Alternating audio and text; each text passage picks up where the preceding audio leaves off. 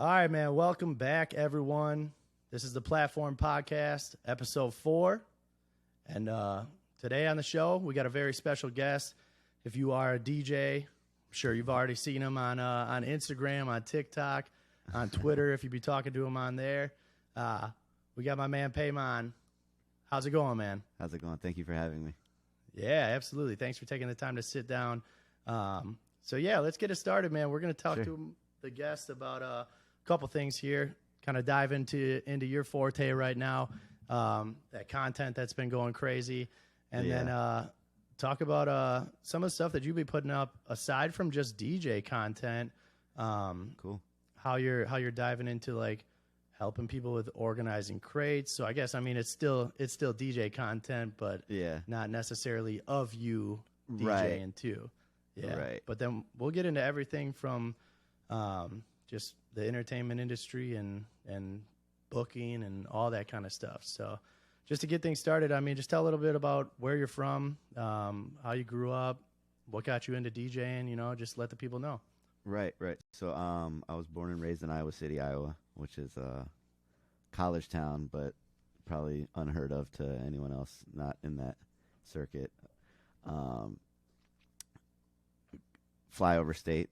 I was not really known for any sort of music industry.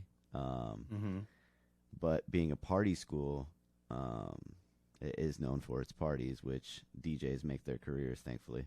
So I started out DJing, producing, and rapping at the same time, right when I got into hip hop as like a really young age. Like my older brother used to listen to hip hop, so I would listen to his CDs and stuff like that. But I had friends that put me onto it too. So I got into hip hop at a very young age. I would say like 3rd grade, I was listening to Doggy Style. So like a young kid listening to music you shouldn't have been listening to at all. So I got heavy into hip hop culture, and so it probably was like a natural progression by the time I got into high school to get into the DJing side of things, DJing and producing and rapping.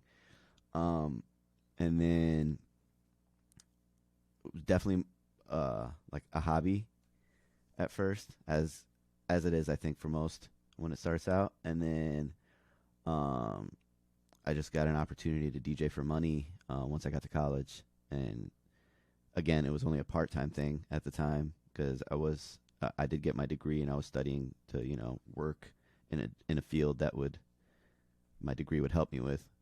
Unfortunately, that degree was in economics right after the economic crash, so it was really hard to find a job in that field. So I just took like a job in sales while I was DJing, and then the DJing ended up paying enough money to leave that job in sales. Yeah.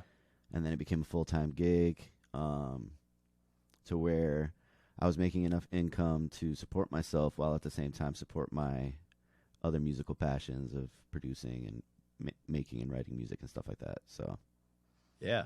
Did you go to school in Iowa, or where'd you go? Did you go? Are you a Hawkeye or what? Yeah. I graduated from the University of Iowa with a bachelor in economics. Nice. Okay. Yeah. I my cousin went out there, so I've actually gone out there a couple times. Nice. Just to visit. How long ago do you remember? It would have been a while, like probably 7-8 years ago. If you went to Union, that was probably me.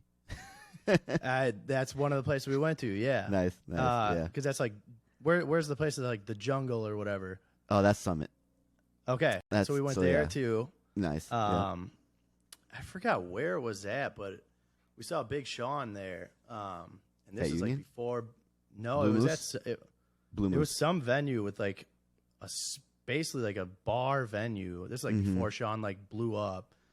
And he was crazy in Iowa City twice. Like, he was in Iowa City twice. Once was at Union and once was at Blue Moose. If you saw him, I think it was Union. I DJ'd that show Union. too. Is Union a spot where it's like 18 until it's like huge. a certain time? Yeah, and it's huge. It's like like you walk in, there's a bar, then you walk past that, there's a bar, then you go upstairs, there's another bar. There's like 6 bars in one bar. Yeah. Yeah, I just remember I forgot what they called it, but it was like you could get into the bars if you were under 21, like up till a certain time of the night. And I'd never seen that in like any other city. So yeah, so that's a long story too. Not long story, but like essentially, all the bars in Iowa City, when I was an undergrad, were 18 and up. So like you could get Okay. into the bars if you were 18. Like when I was 18, Every single spot? there was like probably like two or three. There was a few 21 and up spots that like they wanted to be 21 and up spots because they wanted to cater to, I guess, an older clientele. But Yeah. all the other like the poppin' spots were like 18 and up, right? And then when I turned 19, then they turned into 19 and up. They increased the age by a year. And Oh, then so you I were want to right say, on the good yeah, cutoff point. yeah. And then I want to say like 4 or 5 years later, I don't remember the exact year, but the city decided to turn all the Iowa City bars into a 21 and up only city, because they were trying to really tackle underage drinking and like the stigma of Iowa being a party school. They really wanted to get rid of that stigma completely. So they were doing everything in their power. We fought hard, like everyone in the nightlife industry fought hard, but eventually we lost just because of lack of voter turnout. Go figure, right? Yeah. And then they turned it into 21 and up, but there was an exemption. There was two exemptions actually. One was if you were under 21, you could be in the bar up until 10 p.m., right? Yep. That was one exemption. The other exemption was if you were considered a live music venue, then you could be open past, like you could be 18 in there past 10 o'clock. So, Okay. so You could literally just be in there all night, even if you're yeah, 18. if it was like a concert venue, like if it wasn't, Yeah. like you had to prove that you were a live music venue, meaning like what they meant was live bands, right? So Not DJs DJs. didn't count. Yeah. No. So Okay. what Union did for a little bit was we brought a drum set to have a drummer play along with the DJ Yep. live music. And so we did that Yeah. for a little bit until they cracked down on it and they're like, that's not live music, whatever. And then, so then we were just like, whatever, we'll try to have two separate parties then, if you will. Like, so I would be DJing two separate DJ sets on a given night. So it'd be Friday from 8 to 10 would be for the minors, and then they would leave, and then 10 and on would be the next group of people. So Yeah. and that's how it was, and that's how it still is until this day. Like we occasionally will have like private parties with like the Greek community. They'll have their like formals or whatever, and they'll be in there from 8, and they have to be out of there by 10, and then Yeah, I think it's crazy because like it's like, I mean, even what you're talking about, just trying to enforce that, as far as like being able to be like, oh, like this person's not underage, like they're not allowed to drink, but they're in there. It's like, somebody's gonna get them a drink or oh something. yeah, like, they're all getting drinks from their friends. But the thing is, like, it's not the good thing is it's not on the venue to enforce. Yeah. Like we don't get in like the venues don't get in trouble if a minor is in there past 10, because it's that's on them, right? So like if they're in there and the cops come and they card them, that's like huge fines for them. So it's actually what you'll see is like right before 10, they're beelining to the door, like they're trying to get out of it because nobody wants that. Yeah, nobody wants that 700. It's like $700 for the ticket. Damn. Of being in there past 10, and then if you're drinking, that's another like $600, $700. Yeah, because then you're getting like an underage on top. Yeah. And then if you have a fake ID, if you got in because of a fake ID or got your drinks because of a fake ID, that's another fine. So you could rack up like $1,500, $2,000 in fines just in one night. Yeah. So it's like 10 o'clock is cleared. It's cleared out. You're basically starting all over, which is great for a DJ because like you get to reset.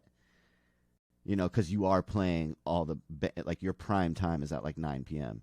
Like you're playing bangers at 9. Yeah, leading up to 10 o'clock. Yeah. Yeah. Yeah, Like I didn't bar think about that closes as at 10. Yeah. Yeah. You're basically just you're playing two closing up separate and then sets. just resetting. Yeah. Yeah. Yeah. So the nights where at Union, sometimes what would happen was, we would have the 8 to 10. And then immediately by 10, there was already a line for the people that were coming for after that. So, like, I wouldn't even have time to reset. Like, I didn't have any break. It's like you're playing 8 to 10 party, and then 10, they pour, like, when they clear out, they're pouring in. And it's like you just got to, like, headline set.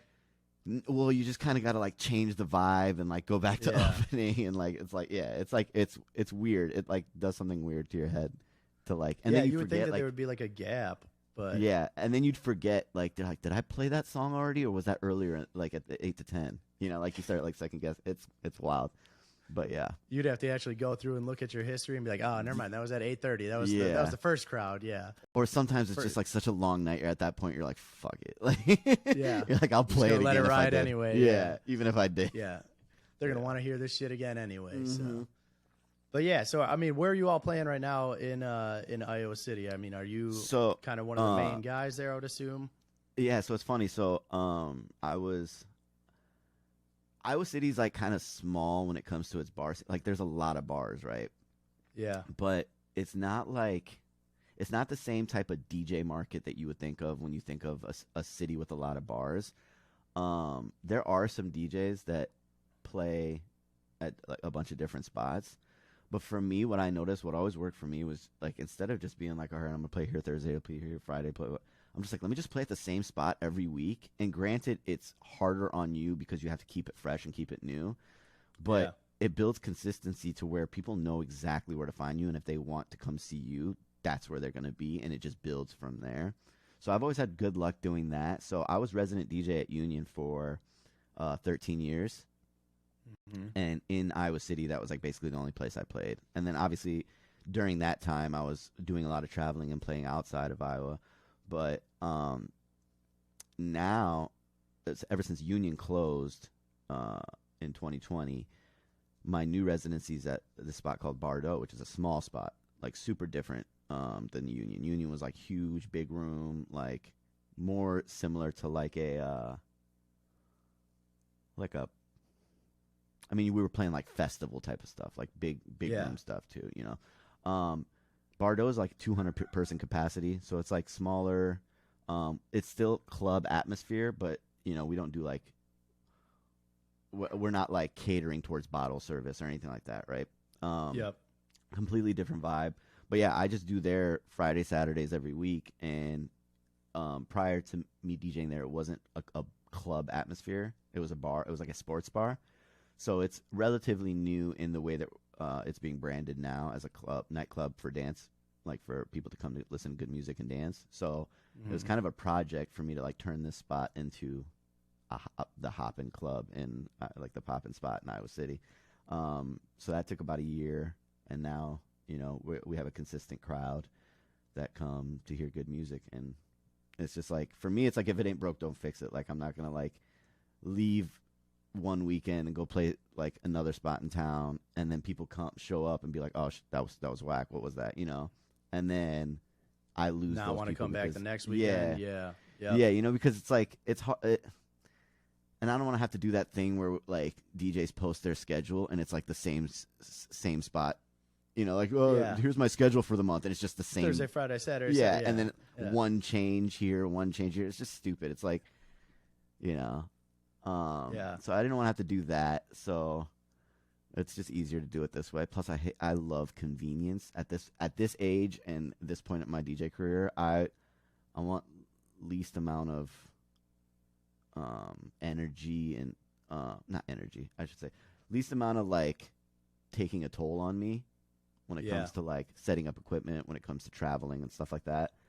I'd rather the lower the stress, the better, bro.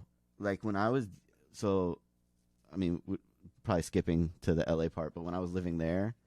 No, that's good. Yeah, I mean, that's what we were going to kind of touch on. Yeah.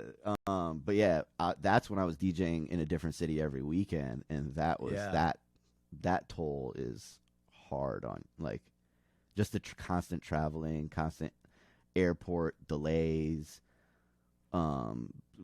missing flights, like not sleeping, going not right from sleeping, a gig to a flight, catching the red eye after a night of DJing, and then like and I can't sleep in planes. Even though I do sleep in planes, it's not 100% sleep. It's not real sleep. Yeah, it's just like that half sleep.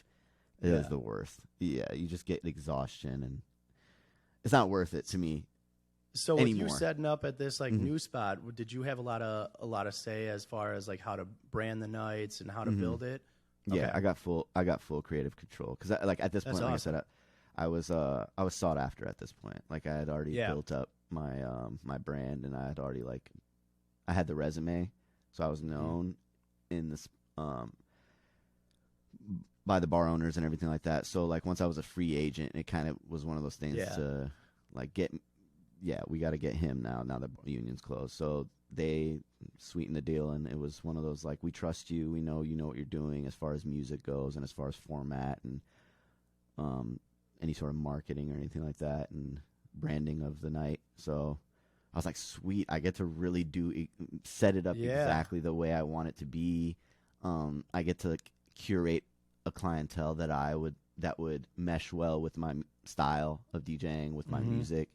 And then when you do that, then you get to play exactly what you want to play and not have to worry about, having to adapt to whatever crowd shows up that given night. It's more of a, they know what you set an expectation, they know what they're going to get type of thing. Yeah. So now I can just do me. So it's nice because then you can open it, you can set it up, you can close it. I mean, you kind of set the vibe for the night. And how then you want to. Exactly. And then if there's like those 3 people that are just like, why are you playing this? And it's like, just go, leave.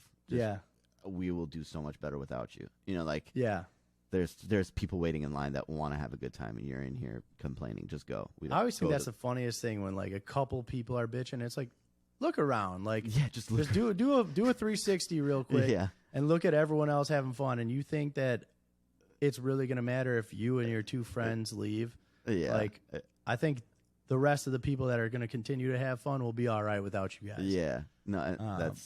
That's it's one of those things that I have to deal with less and less now with this style of formatting. When you curate your crowd, it's more of the people that come for you rather than come to try to dictate what they want to experience. So how often are you at this place? Are you there like all weekend, or is it just like one night Friday, a weekend? No, it's Friday, Saturdays. Yeah. Okay. Yeah, and that's the kind of thing where it's like if you're there Friday and Saturday, the people that have been coming to this place now know like what the vibe is. Yeah. So I would assume that you're probably getting a lot less of those people that are like, oh, like why are you playing this? Because if they've been there the last couple months while you've been there, they know what to expect music wise, vibe wise, all that kind of stuff. It's dope too because in a city like this, word of mouth is the main form of marketing. Like you could put flyers, you can do social media, you can do all that, but nothing's going to be as effective as word of mouth. Word of mouth literally could clear your bar out that night. Like I remember there was a night at Union during one of those 8 to 10 parties. Actually, no, it wasn't during 8 to 10 party. It was during we started doing Thursdays in a different room. So like I said, it's a huge bar. So there was an upstairs room that we threw our Thursday parties, but we still had 1,500 people showing up to this party. But we just, instead of being on the main stage in the back, it was the upstairs room. But anyways, we were ruling Thursday nights to the point where other bars would close up shop and like their managers and their staff would come hang out. Hang out? Yeah, because they're just like, why are we competing?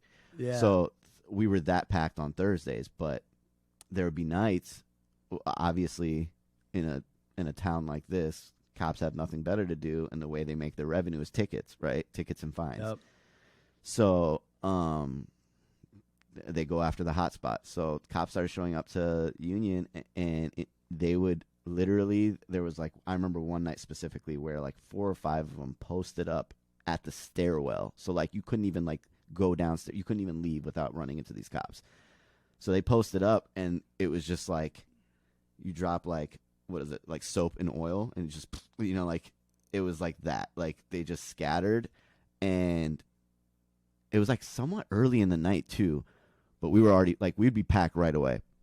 It was somewhat early in the night, but you could tell that not only did they clear out, but they also texted everyone else, yo, cops here, and then we just didn't receive. Yeah, then everybody dipped, yeah, and then nobody came that night. Like it was just like that. Yeah. That's how quick word of mouth can travel in a town like this. So having going back to Bardot, having a regular clientele that comes regularly, and they know what they enjoy the night, and that's like I have people that come on Saturdays. They're like, yo, we look forward to, like, all week we're looking, like, we can't wait till Bardot Saturdays, right?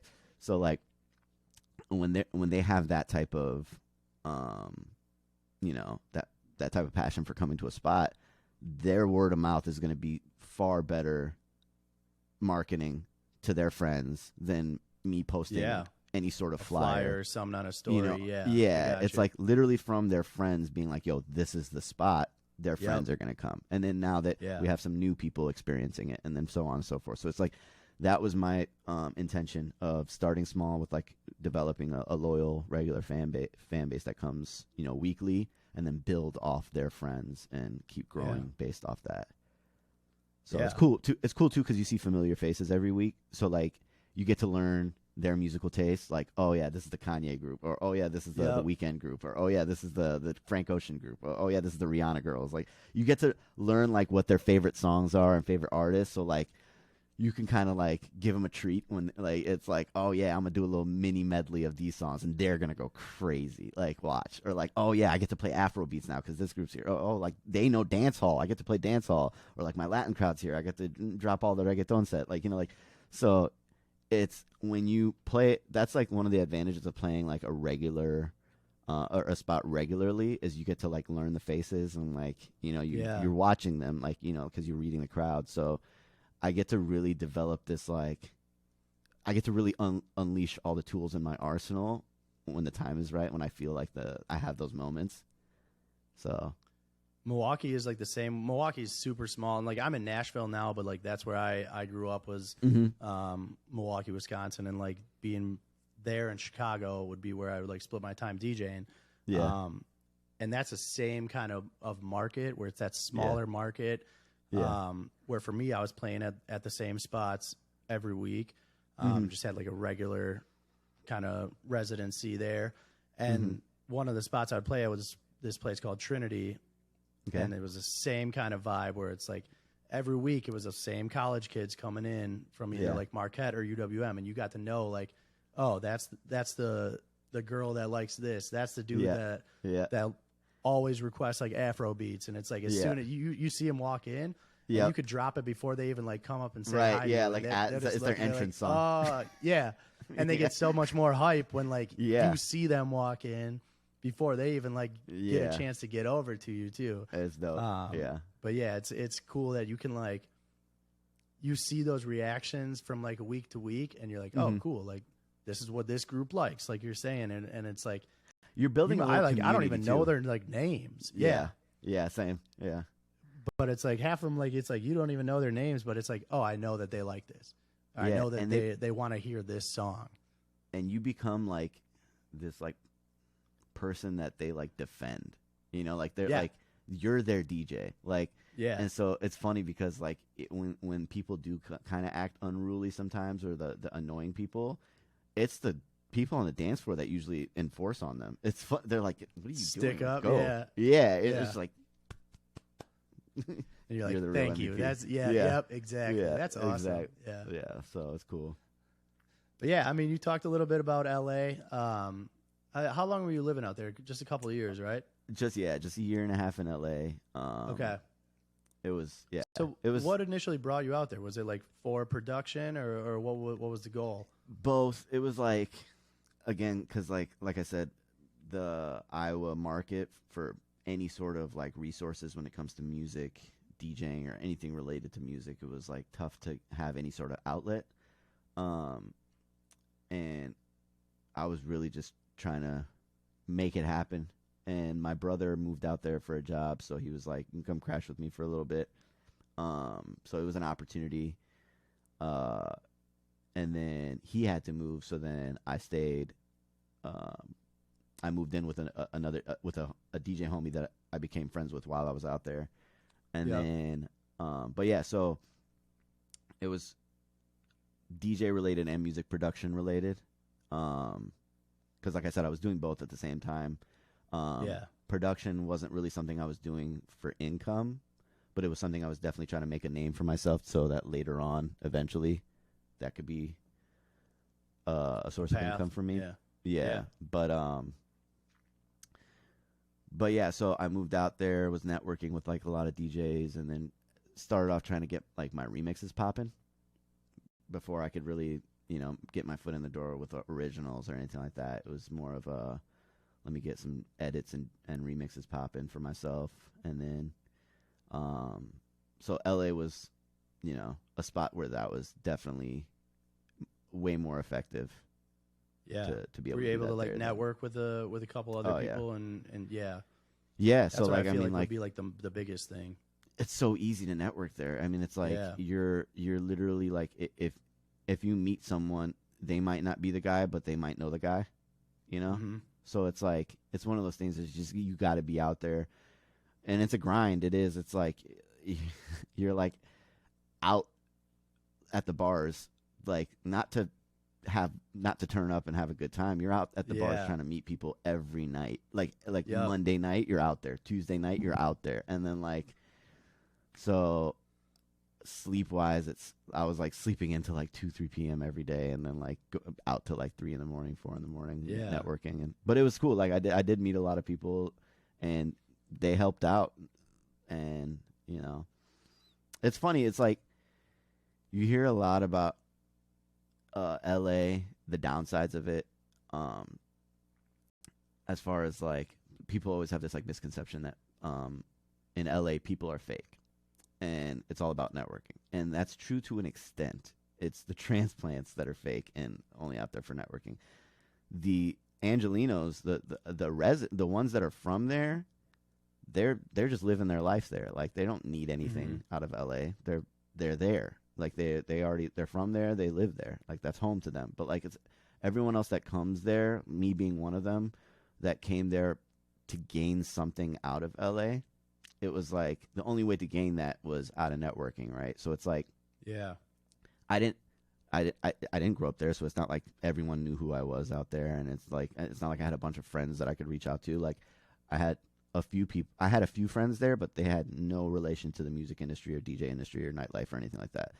So it's not like I could network through them, right? Yeah. But so I did know some DJs just through the DJ circuit. That's like kind of like where I started. But again, it's just like being out there and networking. So like I experienced the downsides of the networking aspect of LA, where it's like you meet people and it's kind of transactional, where it's like people base how nice they're going to be to you and how close of a homie they'll be to you based off what you could do for them. Yeah. So I did experience that. But on the flip side, I also experienced meeting the LA people that are from LA that extend the hand to help regardless of what you could do for them. You know, like they're just like, oh, I see you're a good person. And I think that's the key in any sort of situation when it comes to networking or just meeting people, is like, yo, just be a good person, just like be solid, and they'll recognize that. And then, you know, it's just like you would do for any friend. You would want to help them out if you can, you know, without expecting anything in return. And that's just how it is with like the friends that I made. They're the ones that are from LA, not the ones not the ones that came to LA for the same reason, the same grind that I was, because we were just out there like, you know. So I guess I experienced both sides of the LA experience. But the main thing that made it hard was what everyone would assume is how expensive it is out there. That's real. That's a real that's thing. like the main thing that you hear everybody talk about is you're like, oh, like you're going out there to try and make it, and then like everything is so expensive. But I had like $6,000 stacked, saved prior to going out there, and that did not last me at all. Like, I spent easily $1,000 in tickets and like parking tickets, tickets right away. Yeah. Speed, the red light tickets, like the traffic tickets. I was like, I'm not going to be able to live higher just for that. Like, just like for how expensive that was. Bro, in Iowa City, you get your first parking ticket is free. Free. It's a warning. They'll put a ticket on and it says $0. That's your first one. Your second one, bump it up to $5, big boy. Yeah. Don't get too crazy here. Yeah, I went from $5, $10 parking tickets to $70. 50, 60. Like, yeah. Oh, yeah. First one. Yeah. Yeah. No, that's wild. Like, did you feel like when you were out there at all, when you're trying to network and stuff, did you feel like people are like, oh, like he's just being fake, or are you always no, because I didn't approach it like that. I was genuinely trying to, like, when I was trying to go out there, I was trying to meet people who I could see myself actually like being friends with or being cool with. So like I kind of like sized people up prior to even introducing myself. Mhm. Like, or like, if I was gonna network with the DJ and it was like, I just wanted to be like, if they were a dope DJ, I would just be like, yo, you're dope as shit. Like, let me follow you on whatever. Like, what's your, do you have a card or what's your socials, like type of thing. Because I just genuinely think you're dope. Like, I don't even want anything. I just like, so it was more so I was just trying to like, who are the dope DJs that I would want to come see play? And out there, it's crazy. Like, you're playing like like when you're playing a residency out there, a lot of the people that actually come to see you frequently are the DJs, like, that aren't playing on that night. So like, if you got like a Wednesday residency, you'll have like 10, 15 DJs in the room just kicking it. Yeah. And like, so and they're networking with each other, and they're networking with the, like, they're trying to get in good, because one of the strategies is, if I'm a DJ and I got this residency on lock, and now like, I'm at the point where I'm getting a lot of gigs and I need someone to fill this spot for me on one night, like fill in for me. Yeah. Who do you want filling in for you? I gotta toss this to somebody that you know. And top of mind marketing says, who's the DJ that's been supporting me the most and been in my face the most, and then I know is actually dope, right? So it's like, I was kind of like utilizing that like top of mind marketing, where it's just like, yo, go show love to all these DJs like frequently, like that you think are dope, and then get them to know that you're also dope, right? And so, I think that was the strategy. So it wasn't fake; it was genuine. Like, I genuinely thought these DJs were dope, and I was like, I want you guys to know that I'm dope too, and so that if you need anything, like if you got to go out of town, you need someone to play your spot, you can trust it in my hands. So that became my method of networking, if you will. And so I made some cool friendships out of that. Obviously, being the Iowa kid, being like, like, what is it, green, being like the fresh, like, new to it. You do get taken advantage of a little bit. There's that risk by like the more well-known people that'll be like, yeah, if you want to get into this spot, you could do this favor. It's a good look, blah, blah, blah, that type of thing. So that did happen as well. But yeah, and a whole lot of like, just like politics of DJ industry, like all that stuff. Yeah. So. And that's why I would imagine LA is going to be a lot like bigger as far as that kind of stuff would go, like politicking and everything like that. But I just was kind of asking, because obviously me being in a newer city too, I just moved to Nashville like middle of August here now. And I've definitely gotten my foot in the door at a lot of places. But yeah, sometimes just like going out and talking to some of these other guys, it can just feel like it just feels like a little like you're asking them for someone. Really, I'm literally just like trying to connect and be like, yo, like, and tell me about you, like, trying to get to know them, actually, because you don't know any of these dudes aside from like social media. And it's I've heard you DJ here, like I've heard you wherever else, like what else do? Do you produce? You do any of this? Like, I'm new here, so I think two things are important when it comes to that. One is, like you said, having your brand kind of developed already helps a lot. Like, if they've already heard of you, then half the work is already done, right? Like, then you're reintroducing yourself, essentially. Like, but if they've never heard of you, then they're going to have their guard up, because most times people are just, they're looking for a transactional situation where, they just want something, and they're only coming to you because they want something, right? So, of course, when it's in the approach, right? Like, I get approached all the time by all sorts of, whether it's an artist, whether it's a DJ, whether it's a producer, and oftentimes the approach can be very off-putting. Like, I've had artists slide in my DMs like, yo, and then that's that. Like, I'm now supposed to ask them what they want and then go out of my way to get them whatever they need. Yeah. Like they just leave it at that. Like, bro, I'm not gonna respond to a yo. Like, Yeah. if that's your approach, moving on to the next thing. Like you've lost your opportunity. Like you opened the doors for contact and closed it in the same sentence. So approach can be very, very important when it comes to that sort of thing. It's like I'll have DJs come up and like ask how they can DJ at, like that's like the first thing they ask. Like, how can I DJ here? Not even say hi or like, hey, what's your name? At like that, it's just, but not only that, but it's like you're basically asking, how can you take my job? Yeah.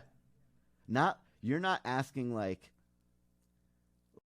how can I help you with your DJ career? Because that'd be entirely separate conversation. You're asking, how can you DJ at the spot that I'm currently DJing, which would maybe mean me no longer DJing it, right? Like it's like the approach is very important.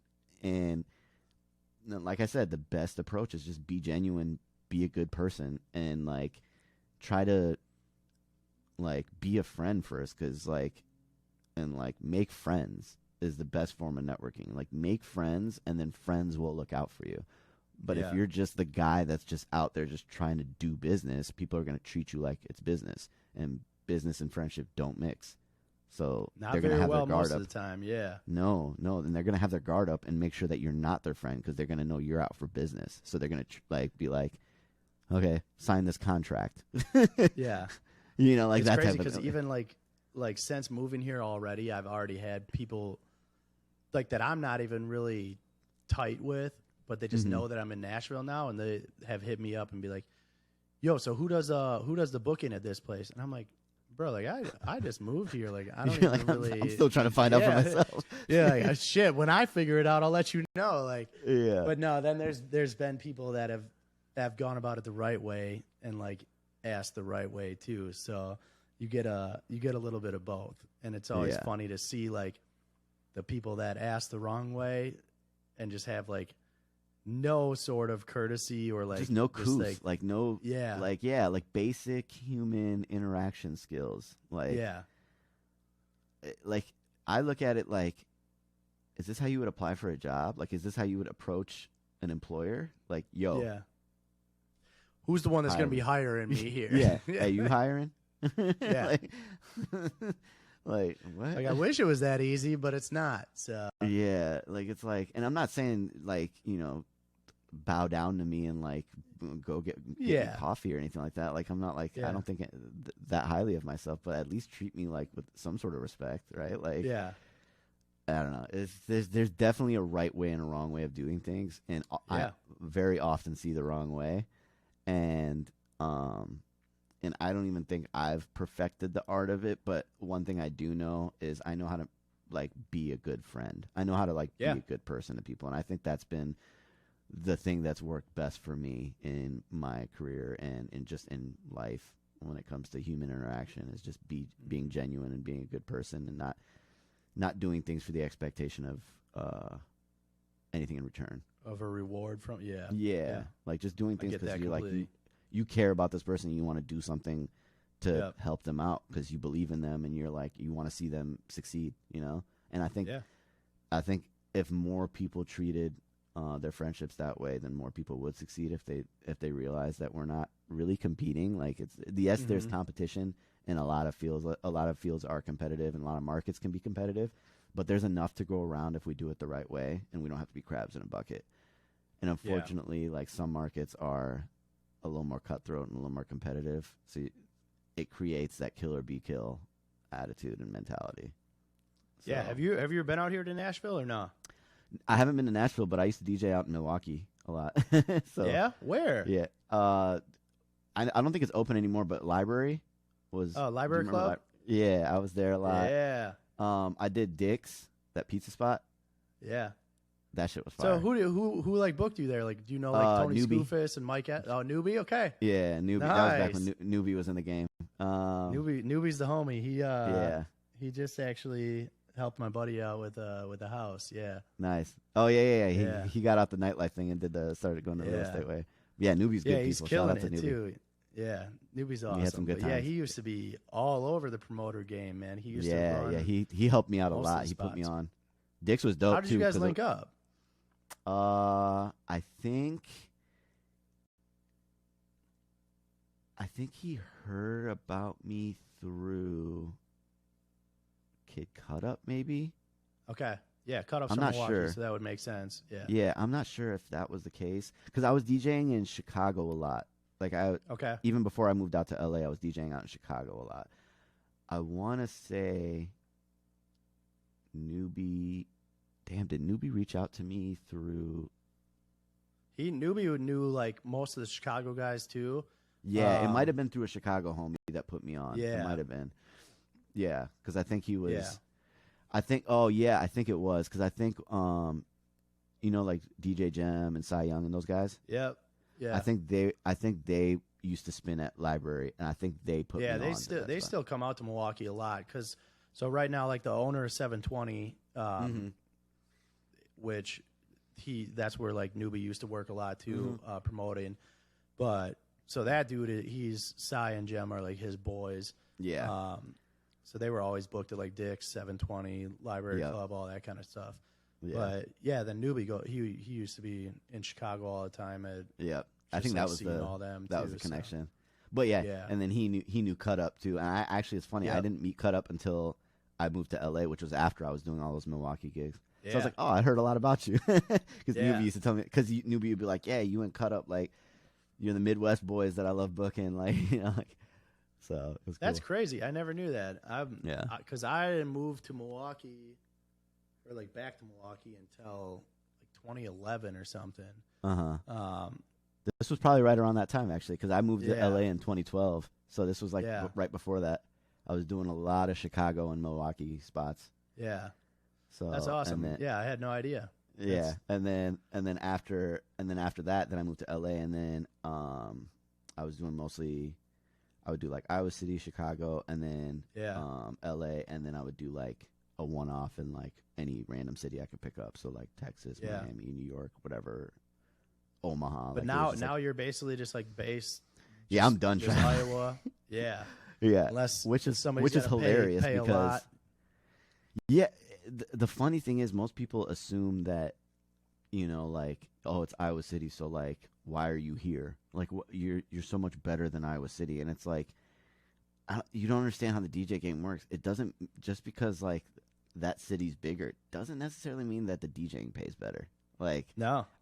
I would be able to charge more if they were flying me out there because then I could do like an all-in price and then factor in a little bit of travel money and then take the rest. But that travel money is coming out of that expense anyway. So depending on what that travel airfare or whatever looks like during that time, that could screw me or that could, and it sucks because Iowa City does suck for traveling because there's no direct flights from here to like anywhere. It's like you have to always connect.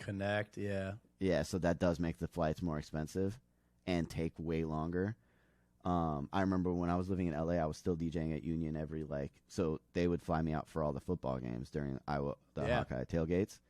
So it was basically like every weekend or every other weekend during the season. And so from LA, I'd have to connect to either Chicago or Dallas Fort Worth and then have a layover and then fly in. So that's like 6 to 8 hours of travel. 8-hour day. Yeah. Bro, it was, and then you get in a little nap, eat a meal, and then you're on. Yeah. Yeah, it sucked. Yeah, so, the game day is a long day typically. Oh yeah, you start at like 10:30 a.m. Mm-hmm. So I know how these Big Ten schools party. So after a night of DJing till 2 a.m. So like and then of course you're not gonna fall asleep till like 4 a.m. 5 a.m. So like and then especially because I'm back in town in my hometown, so people want to see me. Yeah, and it's not like they get to hang out. So like after bar close was when like we would all like hang out, like we'd do like after hours. So like I literally be awake till like 6 a.m. 7 a.m. and then I was like, oh shit, I got to DJ at 10 a.m. So it's like I'd be in the hotel room, sleep like a little nap, and then it was the most exhausting thing ever. Yeah. So again, that's kind of why like I shifted away from the travel thing, which sucks now because obviously because of all this new traction that I've gotten, I'm getting the most Like, can you DJ here? But it's not from like venues. It's like from people being like, when are you going to come to New York? When are you going to come to Dallas? When are you Yeah, gonna that come don't to... have like the booking power actually. Yeah, They're just, and it's like wanting I would you love as a to, fan. but yeah, exactly. But it's like I'm not Contact your local booker, and then I'll be over there. just like, we want Paimon here, right? But even then, I don't even know if I'd want to. At this point, like, it's cool, but like, man, it's taxing. It's hard, and it's like a lot, especially for the open format game. Like, if you're like a bigger name EDM guy or like house guy, and you have that traction of like, hey, I'm getting 50,000 listens, 100,000 listens on Spotify or SoundCloud, stuff like that. It's a lot easier to make that booking worth it, where it's like you can sell tickets for it or do whatever You're building else like off that. Yeah. Yeah. But like for most open format people, like at least from what I've been seeing, and you could tell me if you see different, but I see like when people are going out of towns, they're typically booking like a Friday, Saturday, and getting like 2 gigs in that city. Yeah. Because then as far as like travel wise, like that makes it a lot more worth it, where it's like, all right, cool. Now I'm going to get $1,000 or $2,000 instead of 1 gig for $500 or whatever it's going to be.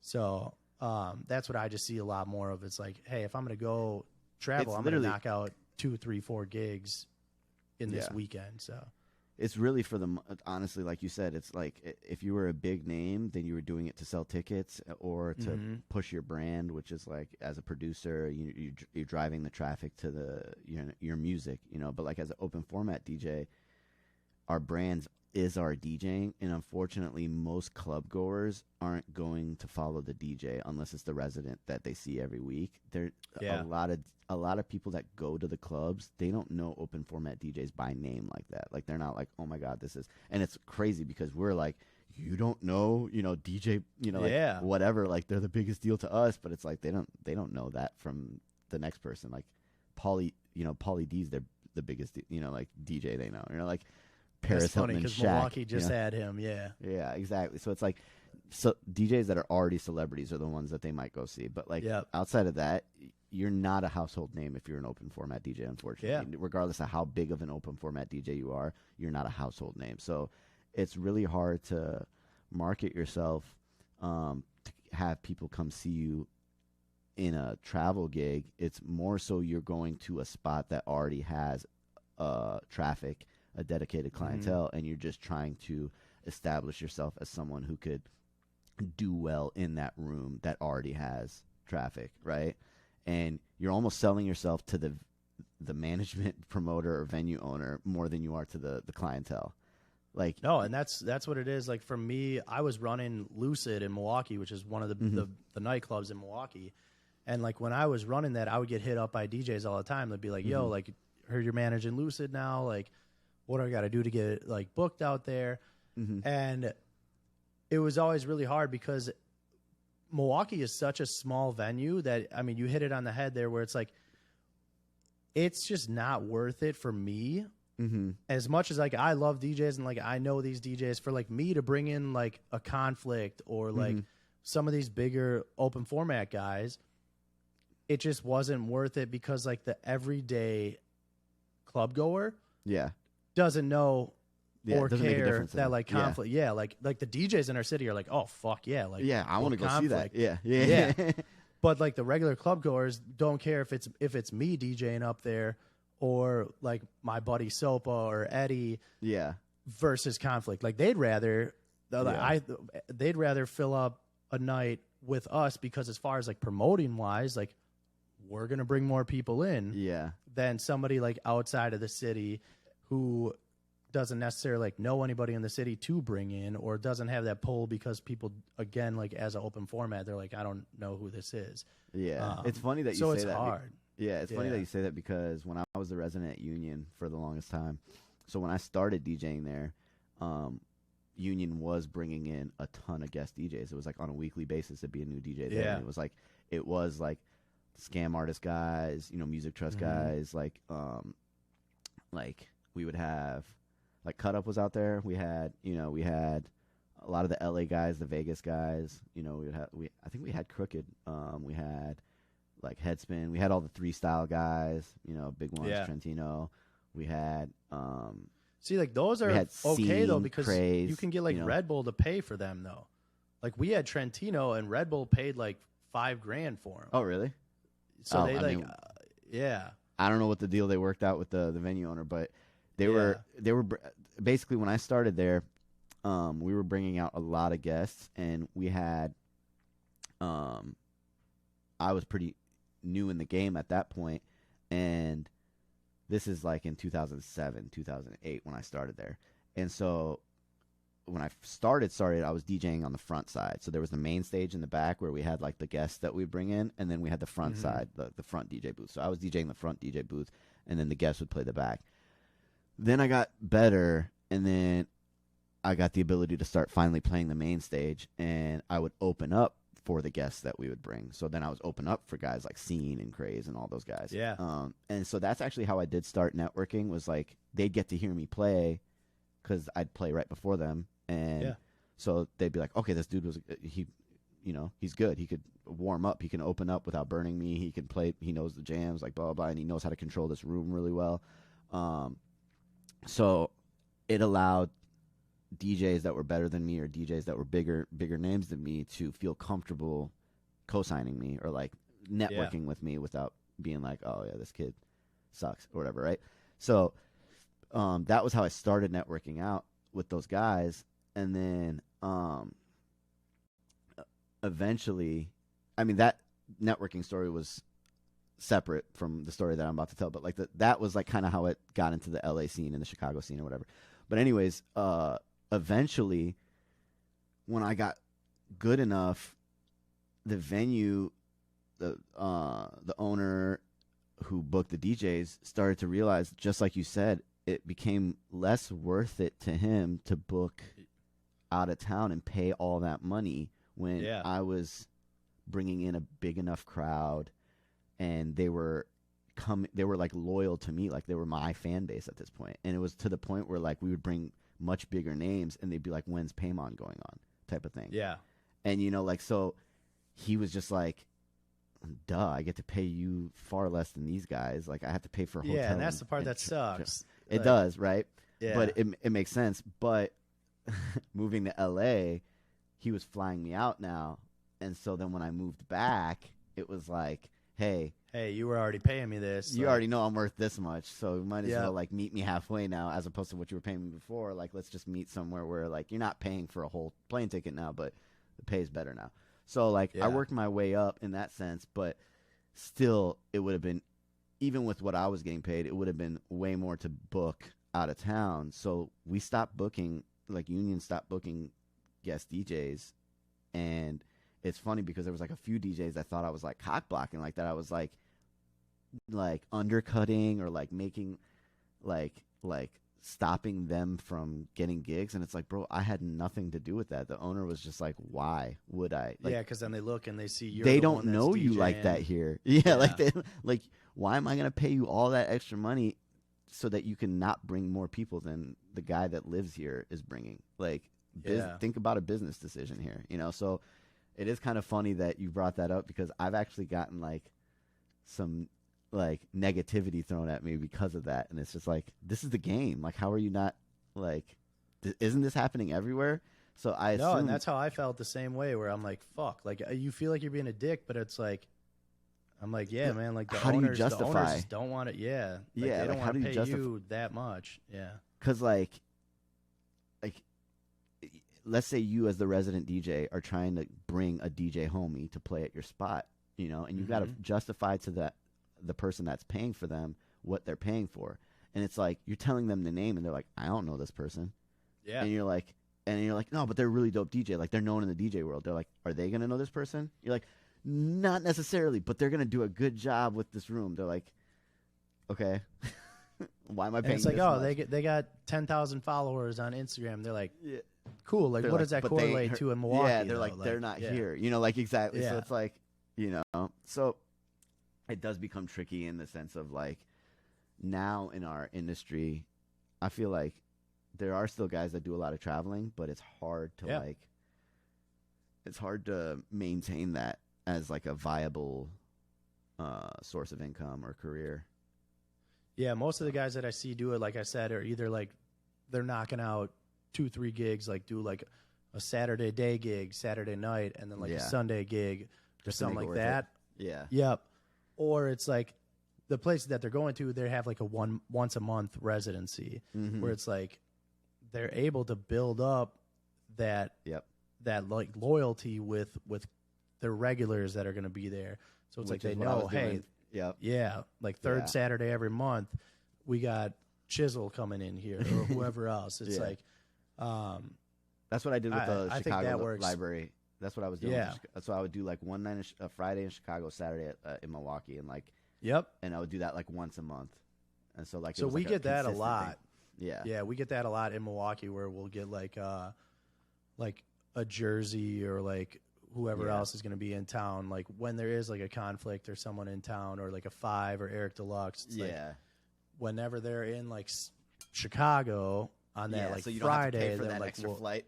Then like it's like we get them on like that Saturday, and we kind of just book off of those bookings that they already have set of just like you just work the routing out that way, which it works a lot more for the venue, and then obviously for those DJs, they're going to be in town anyway, so might as well get them paid for another night. So they're never going to say no to that. So but yeah, it's I mean it's some that's crazy and kind of funny that we kind of led into that. But as far as you, I mean, content wise, you kind of touched on it a little bit.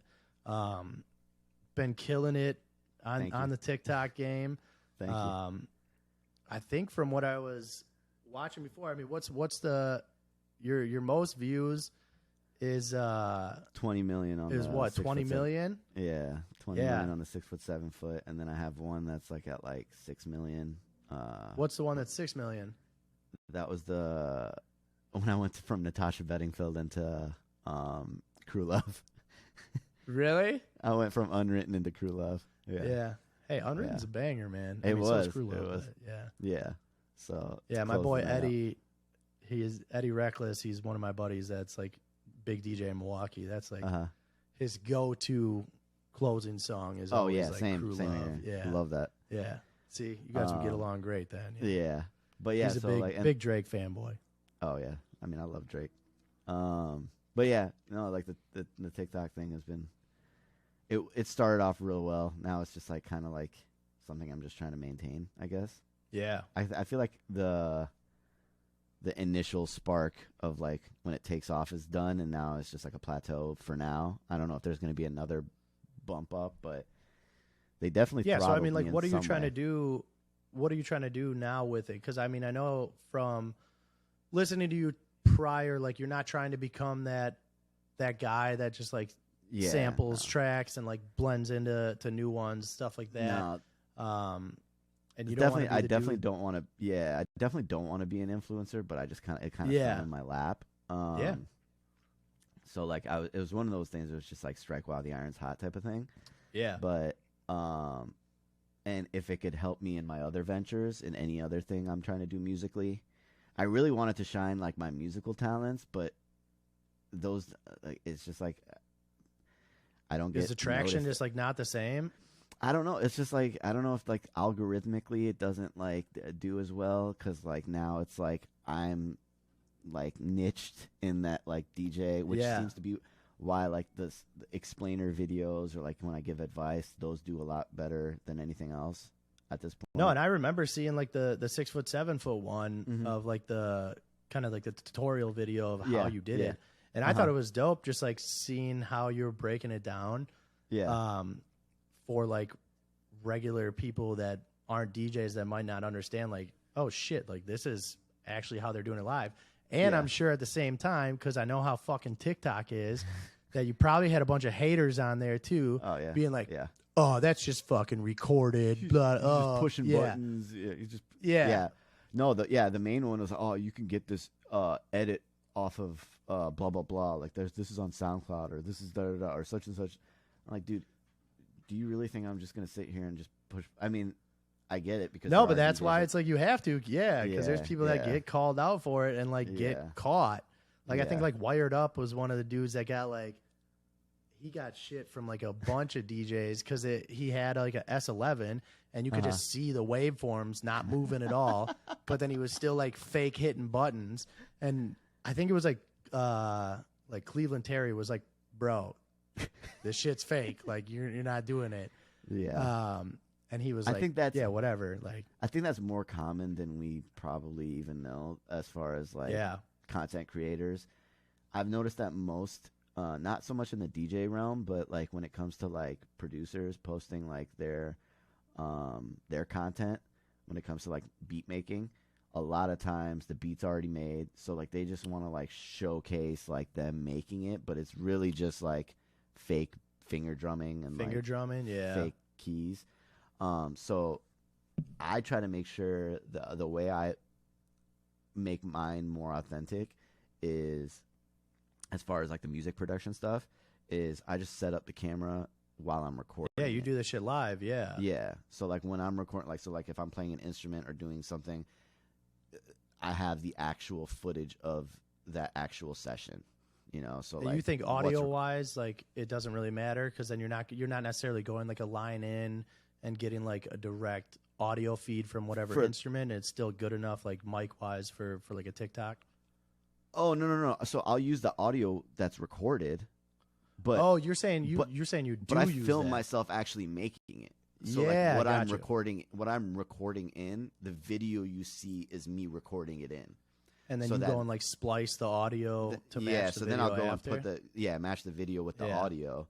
So then it's a little more work on that end for you. Yeah, it's a little more editing, but at least it's authentic. Like you can tell I'm actually doing this shit. Like you can tell I'm actually playing. I'm not fake strumming or faking the drums. Like it's really the drum pattern that's recorded in, and it's really me playing the keys and the guitar. So like everything that I do, I try to like capture the actual recording of it so that I don't have to then go back and fake it for the video. You know, it's like no, and that's the one that I saw on Twitter the other week when I like commented back to you, and I was like, "Yo, this shit is fucking dope." When you put that video up of you playing like 10 different instruments, just jamming, with and just kind of put them all together. Yeah, remixing Usher, "Love in This Club." Yeah, that's what. Yeah.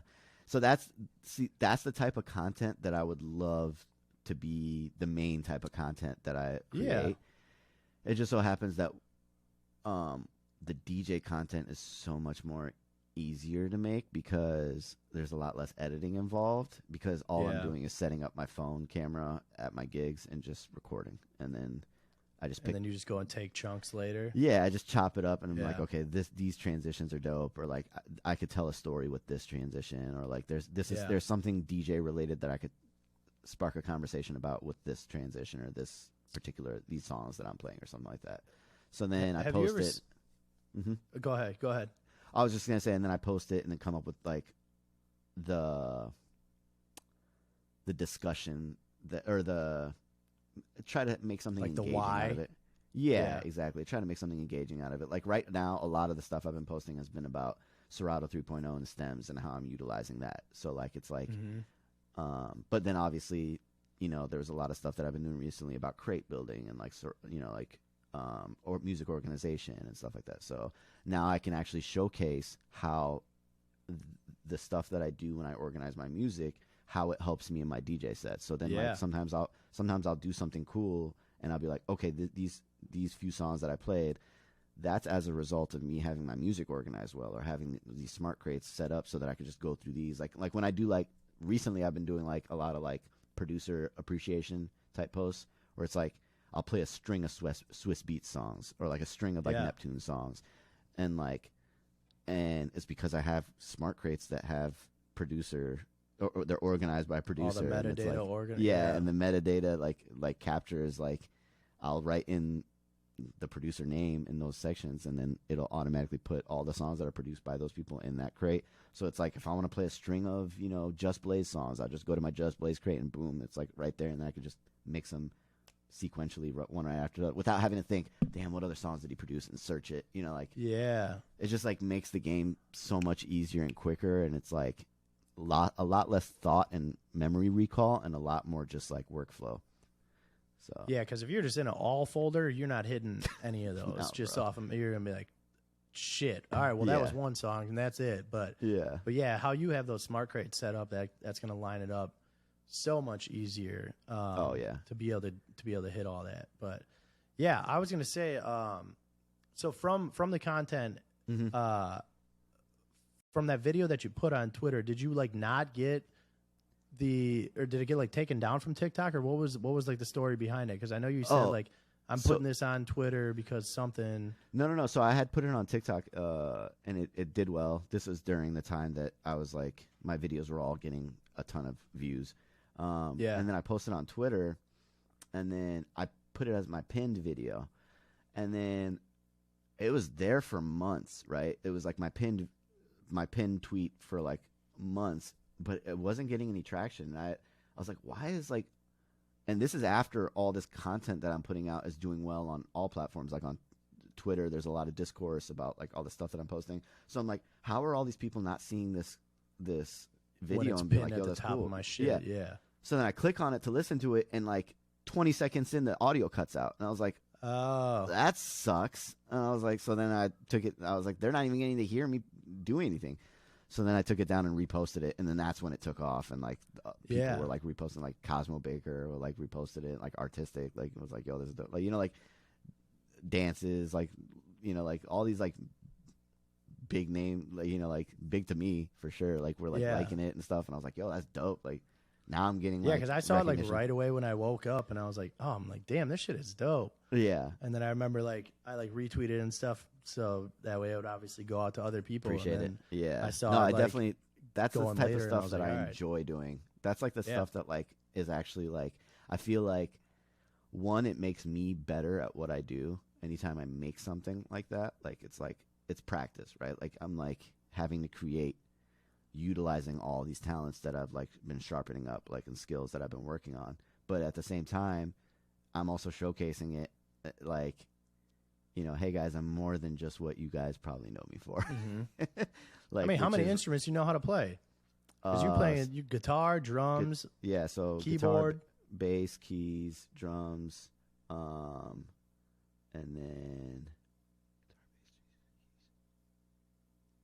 I finger drum too. But I don't really have that much content on that. And then and the funny thing is that I learned all those instruments within like the past few years. Really? Yeah, I figured from watching the video, I'm like, oh, like he must have known these like growing up, or No, pandemic gave me time, man. I started putting it, like basically 2020 or 2021 is when I like really started taking that stuff seriously. So much to the point where I actually do want to go back to school for music. Yeah, that's what I'm actually doing this summer. So just since coming out to Nashville, like, and that's one of the things like I talk about with a lot of my friends from Milwaukee, of just like being in that city. Like Milwaukee is very, very toxic if you let it be. It's a very small knit community. Like you go out, you know everybody in the city. Right. Everybody knows you. And like as far as me as a DJ, like I couldn't go out and not like run into people that I knew. Right. But at the same time, it's like for me, I was DJing like 4 or 5 nights a week, which leads to like you drinking maybe 4 or 5 nights a week too. It can lead to a very unhealthy lifestyle. Yeah, for sure. And it's like you just always have your homies just like hitting you up, be like, oh, like, what are you doing tonight? Come out. And it's like you can go out to watch a game, and then all of a sudden now you're out till bar closed drinking with your boys.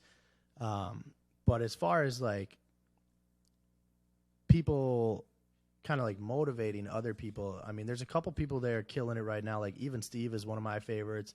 He's one of my good homies that's just like producing wise, like killing it with working with Club Killers. But a lot of the other guys out there, it's like there's not a lot of like motivation to do more than like just DJ. Right. Yeah. It's very easy to become complacent. Yeah. Yeah. Whereas like now, like right away when I got out to Nashville, I was like, fuck. I'm like, all these dudes out here produce, or they like play an instrument, or like they all know how to do something else. It's a very musical city. Very musical city. Yeah. And like I knew it was like, oh, Music City, but I'm like, oh, like the DJs are still just gonna DJ out here. Yeah. And from what I like come out here, I'm like, I was like, yeah, like some of the DJs are like they're straight. But it's like coming out here and like meeting them and actually like listening to him more, I'm like, oh, like this dude's like playing his own edits. This dude's playing his own remixes. Yeah. And it was like, it gives you that push where you're like, fuck, like I got to do more. Yeah. And then plus with how good the schools are out here, like there's some of the top music schools in the nation. Yeah. So I got accepted to Belmont out here. Oh shit. And then I'm going to start school this summer. Which for music business and music production. So nice. Okay, so it's a music production. So I actually want to go back for like being classically trained, like music theory, and like so University of Iowa has pretty good music school as far as like classically trained stuff. So I kind of want to take it further and learning music theory is, I mean, that's some part of the stuff that I'll have to do too. And music theory is huge. I mean, if you can, actually like, I've been utilizing it a lot actually. Down. Yeah, I've been utilizing it so much, like with my work, like not only just in like music production, because I mean that's probably where you'll use it the most, but like even in DJing, I utilize it a lot.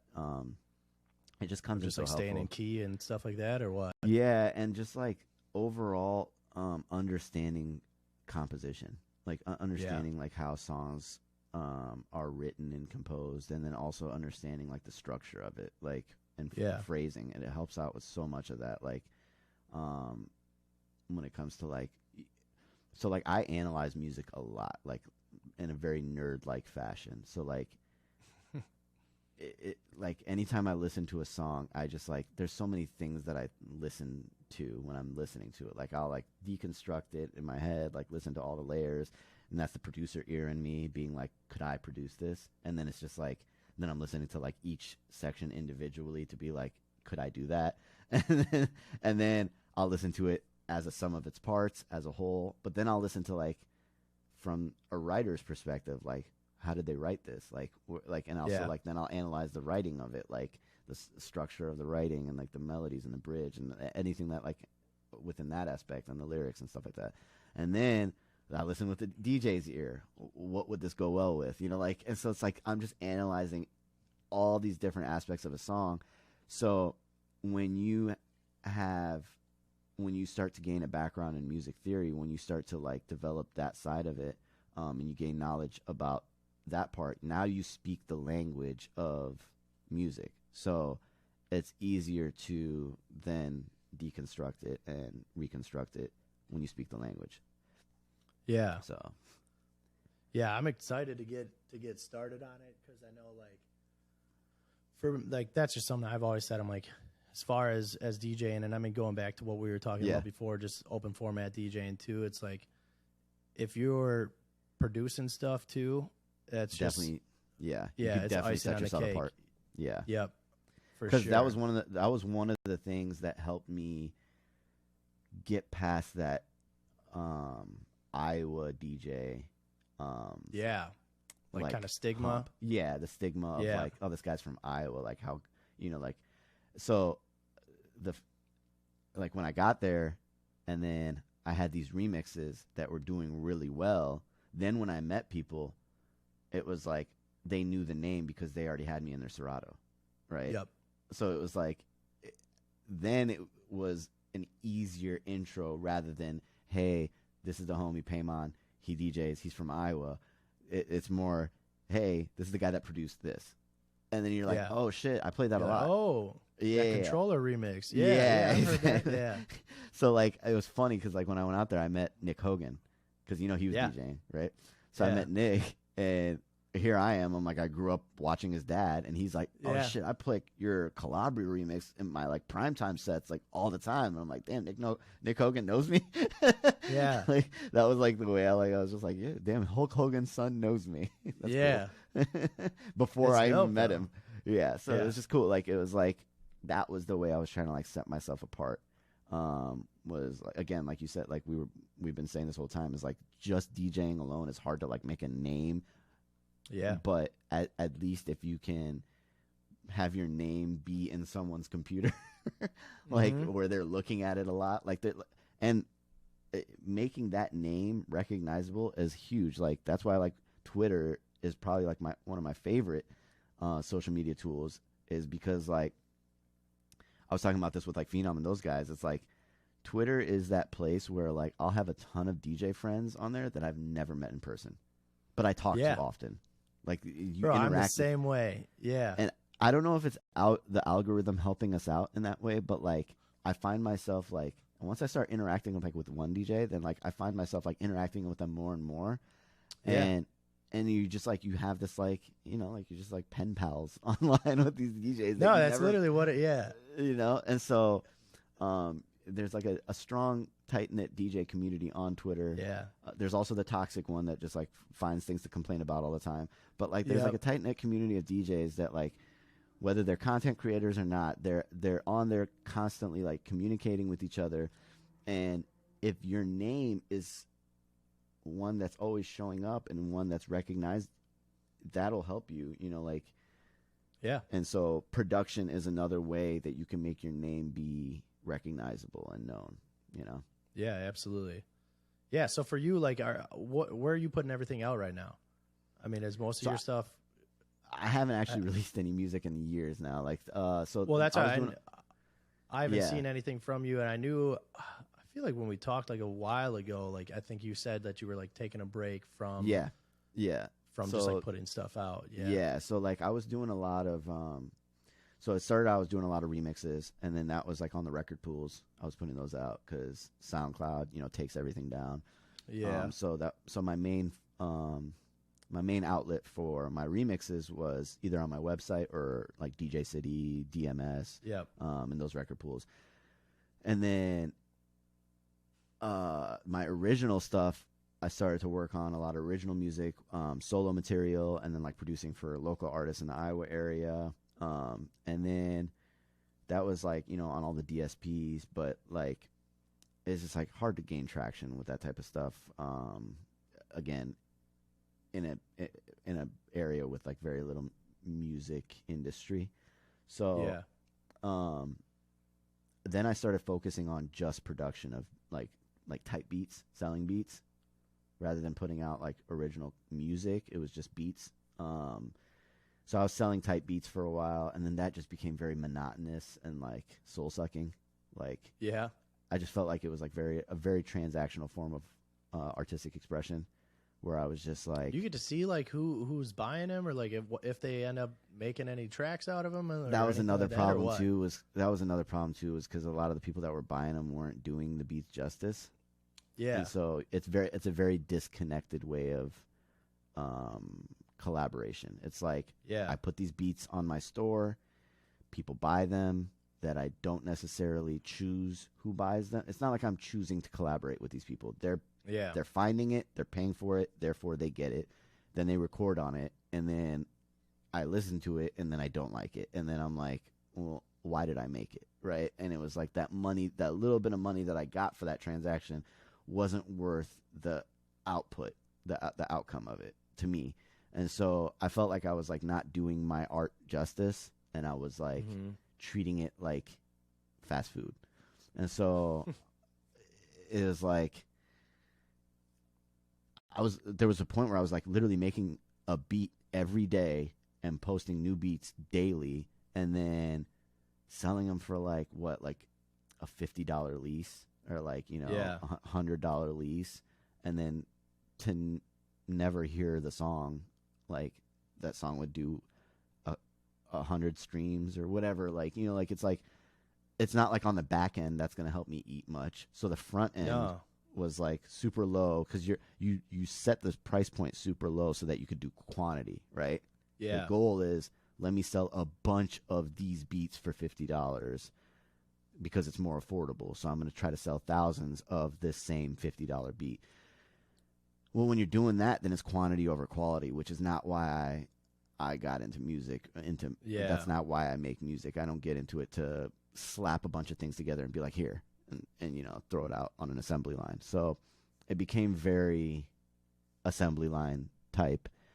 And so I took a break, took a step back from that, and then that's actually when I did get into practice learning instruments, because I was just like, Yeah.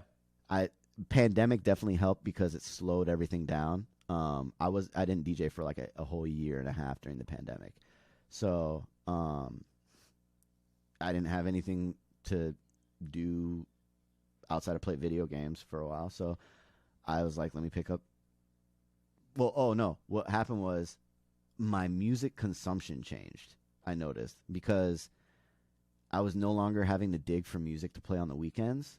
Yeah. So like you listen with a different ear. You're not listening for, would this work in a club? In a club, yeah. Right? You're listening for, do I like this? Yeah. Do I like this song? Does it move me? And I found that a lot of music that moved me, just like how when I got into music, it wasn't to play it in a club. When I got into music, it was for the feel of the music, right? So like I started to like listen to a lot of like older music again. I started to listen to music that just for like the love of the music and not for the vision of playing it out. And so I started to listen to a lot more R&B, a lot more soul music again. And like these are the stuff that I got into hip hop for, was because of the soul samples and stuff like that, like the R&B and hip hop. Started listening to a lot more like classic, like, you know, just like 70s music and stuff like that. And then I was like, yo, it'd be dope to make stuff like this or influenced by this. And I was like, the best way to do that would be to learn how to make it the way they were making it. So like learning the instruments in order to compose those. I mean, they composed it with drums, guitar, bass, you know. I even bought a trumpet because I wanted to learn the trumpet too, but that one was a little bit harder to it was a little more of like I cannot imagine trying to like self-taught learn the trumpet. I got the first I got through from like on the major scale. I think I got like C, D, E, F up to G maybe. Like to the fourth or the fifth I could do on the trumpet. And then after that it was just but I was like, okay, this turn one's into fucking Paimon trumpet up there. Yo, you know what? Honestly, the most influential video in my life, in terms now when I think back to all the things I'm trying to do, probably the most influential video is that Ryan Leslie video of him. Have you ever seen it? Like the Ryan Leslie video where he's like making his songs on the spot, and like this was like before this type of content was even a thing. Like he was like the first content creator, if you will. But this is like, I don't know if I've ever seen it. Go check it out later on. It's like classic. You've probably seen memes of it, but like Ryan Leslie is literally in a studio and he's doing all parts, because I think he went to Harvard at like the age of like 15 or something. Like he's like a genius. He's like a legit musical genius. But he plays like all instruments. And he's like making these like beats like in the studio just by himself. Like he'd go from one instrument to the next instrument. And there's one video of him and he's like, the song's missing something. So he literally calls this like music shop for this like rare like foreign horn or something. Like it's like this like rare instrument, and they deliver it to him that day so that he can use it for the beat that the song that he was making. It was like missing like one instrument, and he's like, I don't have this horn. So he just like ordered it. And he knew right like the specific kind that he needed. Yeah, and he was just like, and he just called it, they delivered it, and he opened up, unboxed it, used it, and made it like add that. And it's like that type of thing. Like that was like, all right, this is what I want. This is like the way I want. And that's what made you want to try and learn? No, yeah, well, it was more so like I wanted to make music in a different way. I wanted my music creation to be more organic and more improvisational. I wanted the ability to make music in a style of like almost like jazz, how like they're just like there's a lot of like improvisation and a lot of like feel that's going into it. It's a lot of like just do it, not so much planning and not so much like because the way I was producing was via a DAW, like Ableton, right? And so you click things in, you know. It's a lot of MIDI. It's a lot of like, you make this loop and then you just copy and paste it, right? Yeah. But for 3 minutes. But as a DJ, I'm a performer, right? Yeah. So if I'm producing something, I want to be able to perform that. So like, how do I perform this beat that I made on Ableton without just pressing play, right? Like, how do I make this a performance? So then that's when I got into like, well, what if I could play this? Like, if I could play every aspect of this, if I could, the guitar that's in there, if I could play that live, the keys that are in there, if I could play that live, the drums, I could play that live. Like, I wanted to not only be able to perform everything that I'm producing, but I also wanted to be able to create in that way. Like, okay, I hear something. Let me just play these drums real quick. And then get on the guitar. You know, like, and just like create it on the spot.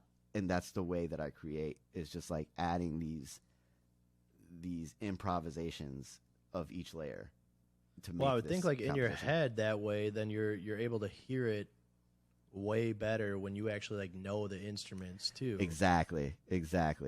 And the theory, And then like, because like you already know, like, okay, I want to go from this chord to this chord, like, or like I want to like like, you know, this is the progression I have in mind, and now I know how to play these on these instruments. Yeah. So it's just a matter of just like doing it, and like you're doing it in it like almost like you're jamming, like you're just like jamming out, you know. And that's that's the how way I took your video. Yeah, that's the way I wanted to. That's the way I envision, and my goal for music creation is to be able to create music in an improvised jam out sort of way, because then it's fun. Then you're just like, even if, because like then you're no longer making the song with the outcome in mind. You're no longer thinking, let me make a hit record, like let me make something that'll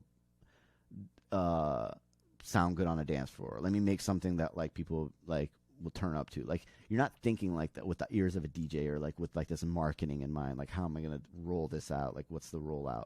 You know, like, or like, oh, this sound is trending right now. Like, how can I make a sound that's like similar to, like, you're not thinking like that. You're just jamming out, and whatever comes out of it comes out of it. And you're like, this is dope. Yeah. This is music you just expression. end up making something that you in its like. rawest form. Yeah, Exactly. Yeah. It's music expression influenced by my, or inspired by my influences, my musical influences. So it's like when you hear something, you could tell, oh, he listened to this, or like, oh, he likes this, right? So that's the way I want to like make music, is it's my way of paying homage, you know? Yeah, that's so dope. Yeah, I don't know how to play shit, so you're ahead of me with the learning since COVID. So if I should be an example that you can learn pretty, like, it's not going to take as long as you think it will. It's crazy because I look at like a guitar, and then like if you're playing guitar and bass, like I just think of the chords on a guitar alone. I'm like, that shit would take years to get down, just that alone. Yeah, not in the way that you think of it. I think you know what it is. Had I tried to do this years ago, I wouldn't have been able to. It took for me to. This is the key right here. Ready? Major key.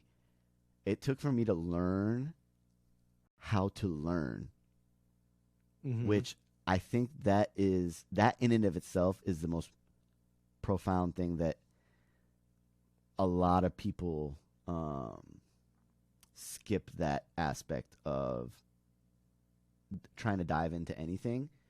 A lot of the time you see people become overwhelmed by the thought of even trying something new, is because they aren't approaching it with the right way of how to learn it. And so when you learn how to learn something the right way, you implement the patience that it takes and the discipline that it takes, and it becomes fun to learn. And then you're no longer overwhelmed, you're no longer frustrated, you're no longer discouraged, you know, like, so you don't, because like you said, you pick up a guitar and you're like, I want to be able to slash this Jimi Hendrix song, and you're just not be able going to do play that. it. Like, why can't I play it? I just want to play it. I just want to do, and you can't even get one note to sound right, right? Yeah. You're going to put it down and never pick it up again, right? So it's like, it's that mindset, and it's that like let me just be able to play this chord today. Like, let me just, and then deconstruct that. What is what is this chord? Like, why am I playing this chord like this? Figure that out. And then like, so again, circling back to music theory, learning music theory helped me learn all these instruments much more efficiently and much better. Like approaching it with the music theory in mind. Like music theory is the language. How does the guitar speak that language? Like how do you get these notes out of this instrument? The same way you would get these notes out of a different instrument, because on the piano it's different. It's still music theory. It's the same theory, just it was constructed differently on this instrument. So it's like approaching it with that way and learning how to learn it is key. So I think you'd be able to, if it just takes that initial aha moment of learning the thing, and then it's no longer intimidating or overwhelming. I mean, I feel like I'm going to get put onto it no matter what. Yeah, especially absolutely. going back to school and just, like, being around Yeah. it. The exposure, yep. Yeah, and then I feel like it's just going to, like, that motivation is going to be there to be like, fuck, I'm around this every day. Like, teach me how to do this. Like, and end up, like, learning how to do it from somebody. So we'll see. Hopefully next year maybe we'll rock out together. Yeah, no. Yeah. It'd be dope. It'd be dope. So what about right now? I mean, we've been talking a lot about like the music that you're making yourself and the music that you're enjoying.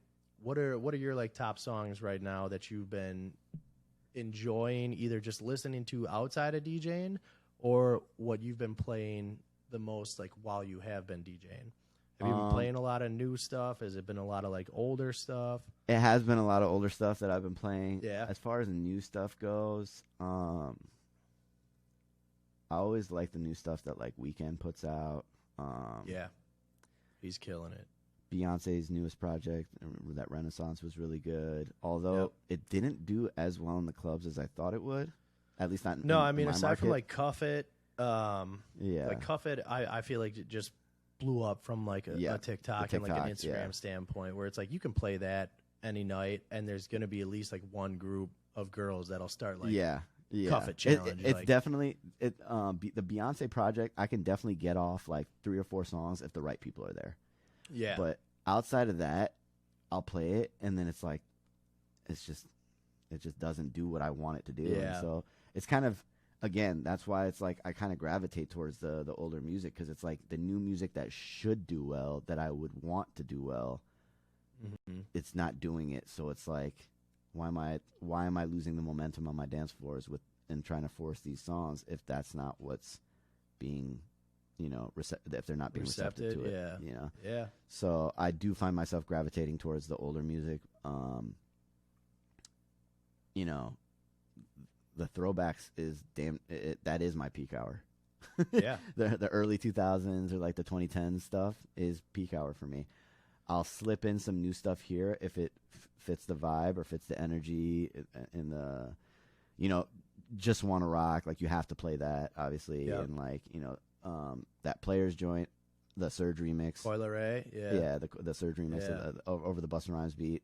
I'll slip that, or like Big Energy, like you said. What are some other ones that are like really big or like newer stuff? Obviously, a lot of new Bad Bunny.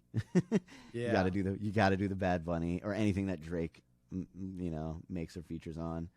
So like those are like the main. Those are the ones. universal, like, right? Like like Drake, Bad Bunny, Beyonce. I feel like Rihanna, like since the Super Bowl, because obviously she hasn't dropped new stuff in forever. Yeah.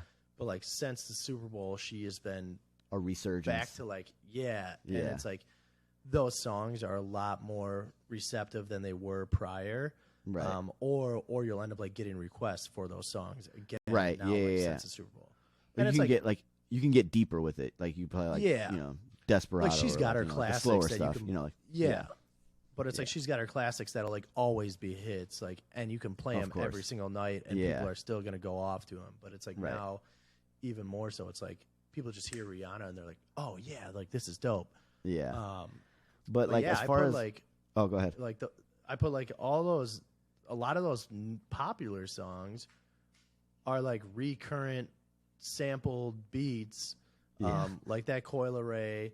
If you're looking at like Lotto, like Big Energy, like Sweetie, My Type, Mariah, or like whatever else there's been like lately is a lot of just like a recycled.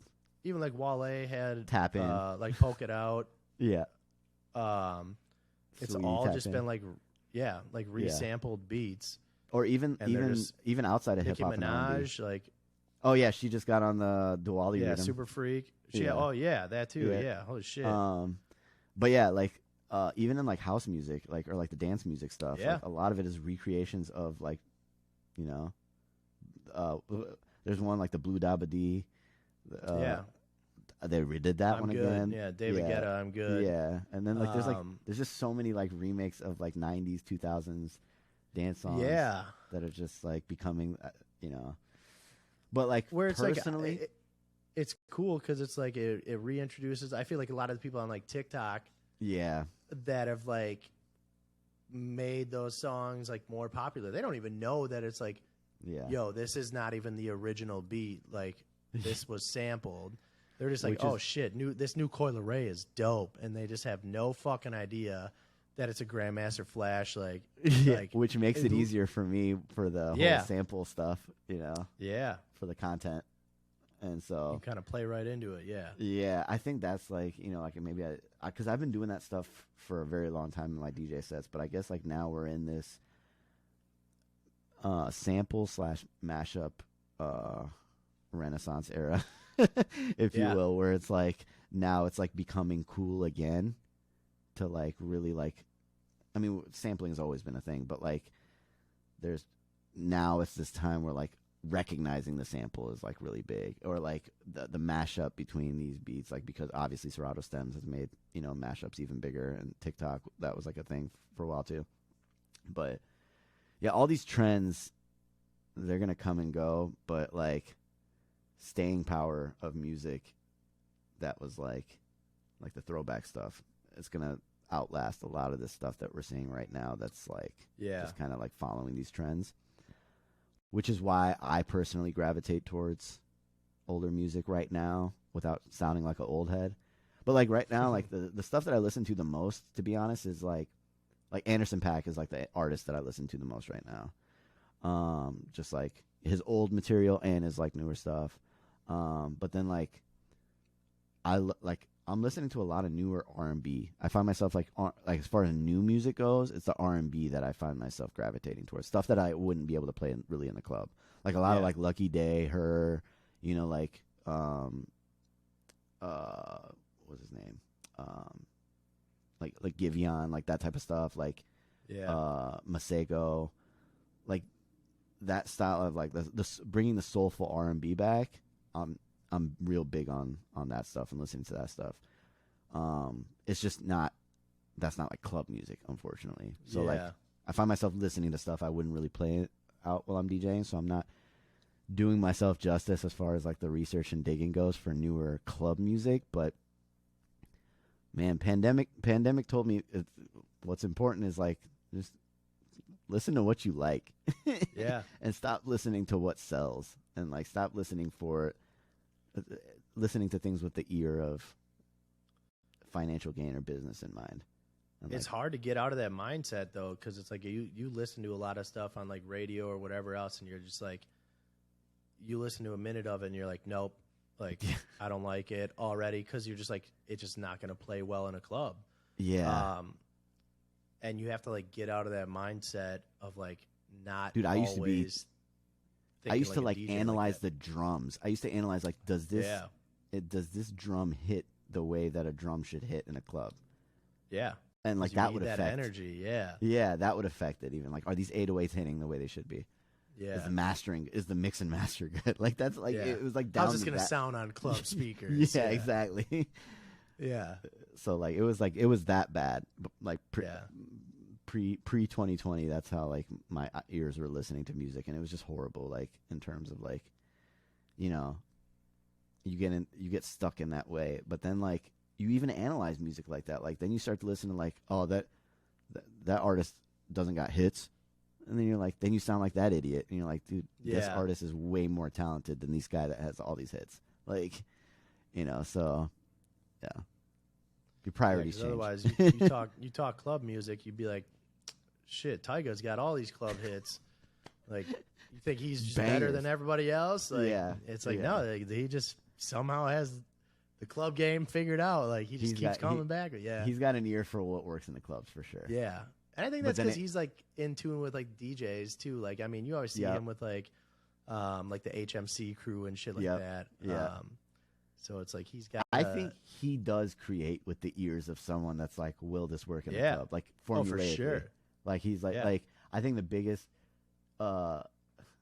moment for him where that was the most obvious was when he was doing like Taste, and then like right after that was like, they're all the same Mamacita, BPM. Go Loco, yeah, all the same Yeah. BPM, but like he even started to develop like the same sample usage, like Yeah. style of sample, like it's just like a loop Yeah. of like a sample over like 808s. Yeah. And then he did like Macarena, and like he was very like, you were like, this guy is like, okay, I know what sound I need to make, and Yeah. I'm just gonna recreate the same song. It was like a good version of what the Baby was doing. Yeah.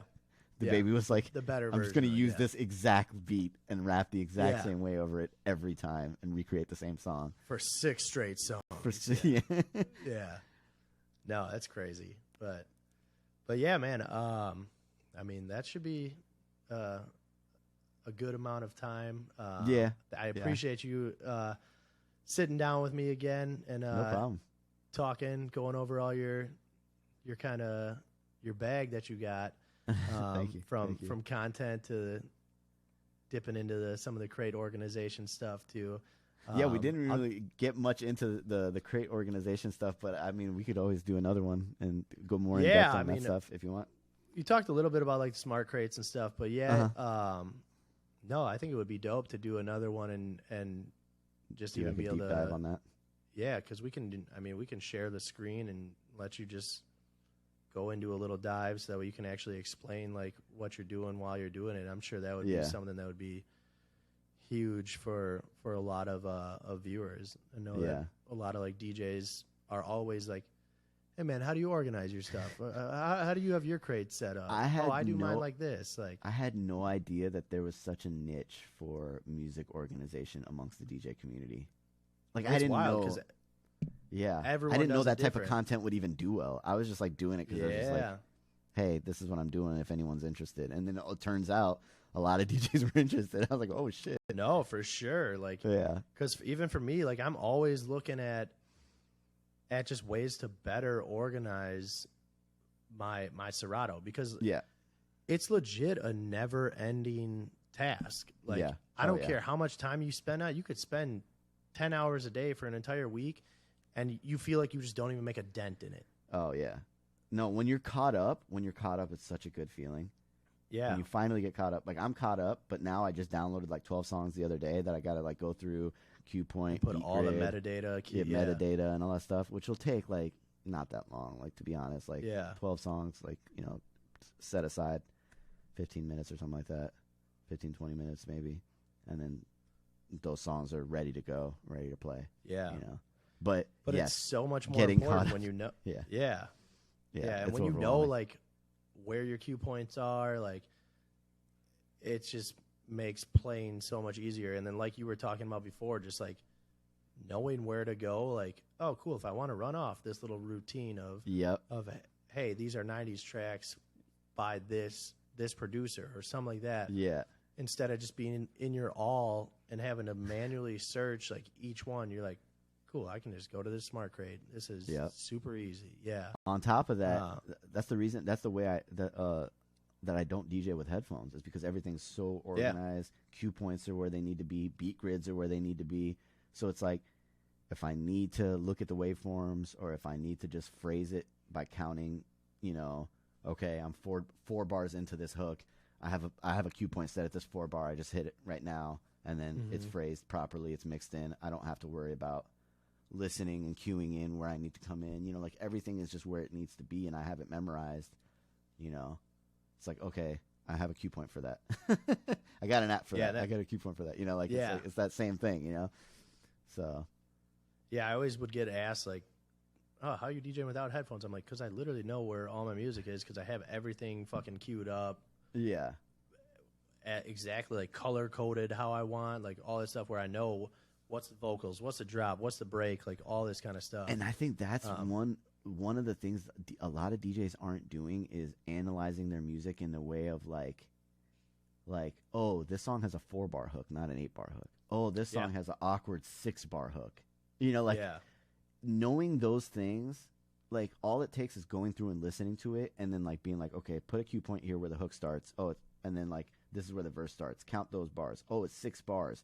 Write that in there. 6-bar hook. Now when you're phrasing and mixing it in, you still don't need headphones because guess what? You can count 6 bars. You know, you just, you know, like wait 2 bars into the hook of this 8-bar hook and then start bringing in the song. Boom, you've phrased it properly. But it took having to learn that about that song, putting in the cue points, labeling it, and organizing it in that fashion to be like, okay, now I can mix this easily, confidently, without headphones, quickly, and not think about that aspect of DJing and just enjoy playing it.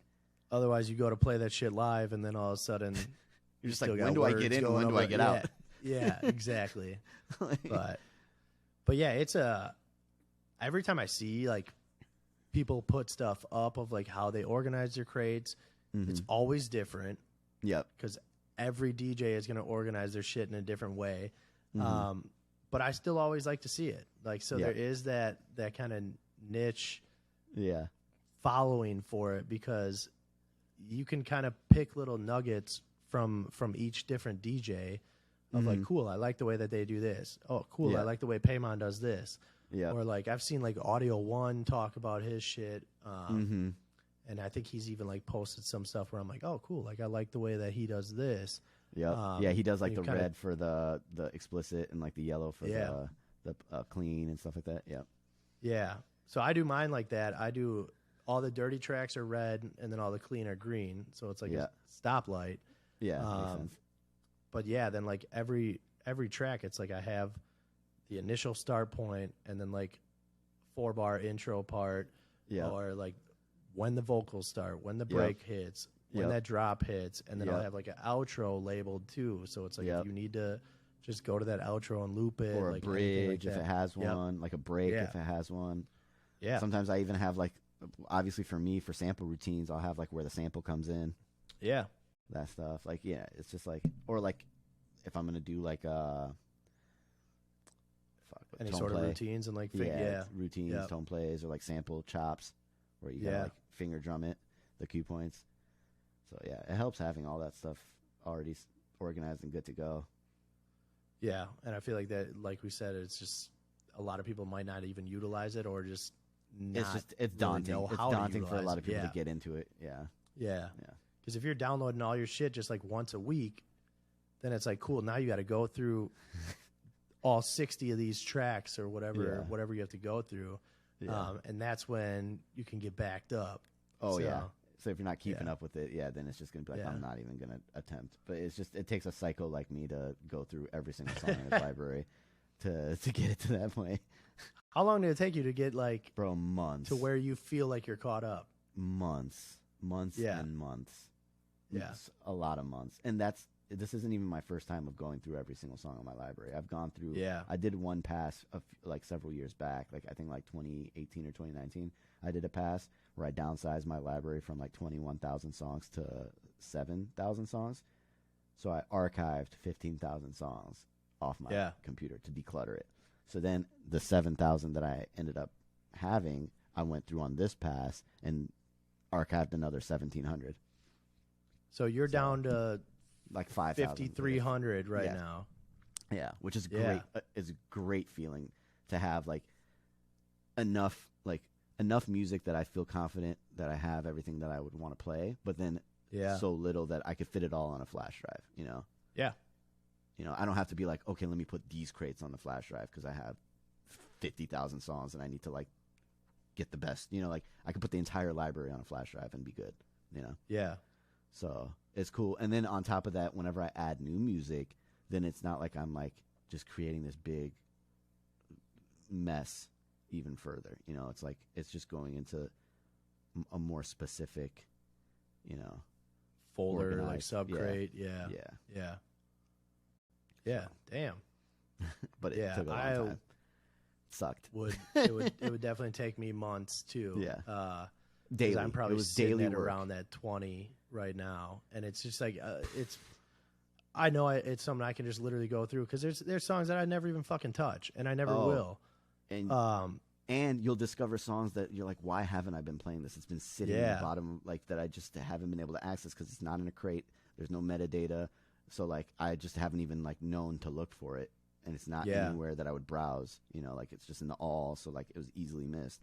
But like you'll come across so many songs that you're like, I have this. Why haven't I not been playing it? You know, that's another advantage of actually going through your music. Or you'll find songs where like the quality's bad, or there's like a you just delete those out right away. Yeah, you just delete those out and rebuy it or whatever. Like so, like so like it's definitely worth it to declutter, organize, analyze your music, get to learn your library, get to know it. It's that like next step of like setting yourself apart from other DJs that like we all have access to the same music at this point, damn near, you know.